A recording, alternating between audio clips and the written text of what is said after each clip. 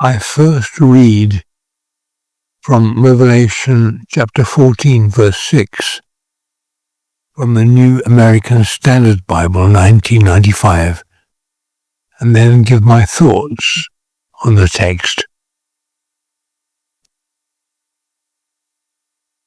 Verse 6, and I saw another angel flying in mid-heaven, having an eternal gospel to preach to those who live on the earth, and to every nation and tribe and tongue and people. Verse 7, and he said with a loud voice, fear God and give him glory, because the hour of his judgment has come.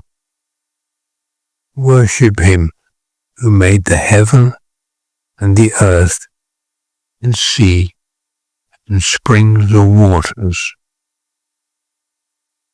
Verse 8 says, and another angel, a second one, followed. Then verse 9 says, then another angel, a third one, followed them. So, when verse 6 says, and I saw another angel flying, this has to be the first of three. Therefore, the summary title becomes Three Angels' Messages. Here I wish to say a few words concerning the first of these messages. Firstly, the good news, gospel, that is to be proclaimed is eternal. Other translations say everlasting. This cannot be solely about us humans, who didn't exist in eternity past. I submit that this is speaking of God's character. As it is written in Malachi 3 verse 6, I am the Lord, I change not. Also quoted in Hebrews 13 verse 8.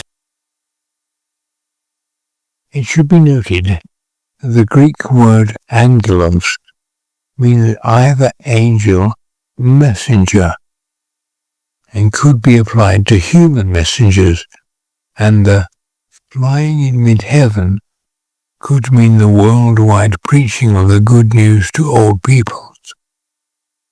As it is written in Matthew 28 verse 19, go therefore and make disciples of all the nations. The text calls on us to fear God. This does not mean to be afraid of God, but to hold him in awe and respect. As is written in Proverbs 9 verse 10, the fear of the Lord is the beginning of wisdom. We give God glory by revealing in our lives fruits. Galatians 5:22-23. The fruit of the Spirit is love, joy, peace, patience, kindness, goodness, faithfulness, gentleness, self-control. Against such things there is no law. We are then given no reason to fear God, because the hour of his judgment has come. Some say this means God's judgment of us, whereas others quote Paul, who says in Romans 3 verse 4, that you, Lord, may be justified in your words and prevail when you are judged. That is to say, we must make a judgment about God. Is he unjust, as Satan declares, or love, as Jesus demonstrated? And then comes a unique selection of words that leads one's mind to Exodus 20 verse 11. For in 6 days the Lord made the heavens and the earth, the sea, and all that is in them. This is speaking of the Sabbath commandment.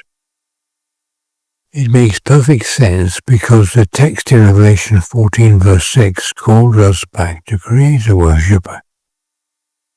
The text in Exodus says, verse 8, remember the Sabbath day to keep it holy.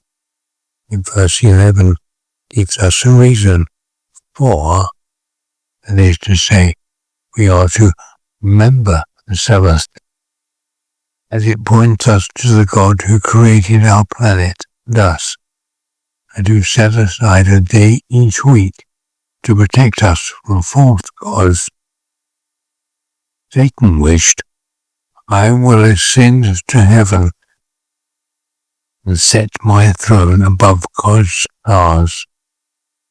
I will preside on the mountain of God far away in the north. 14 verse 13.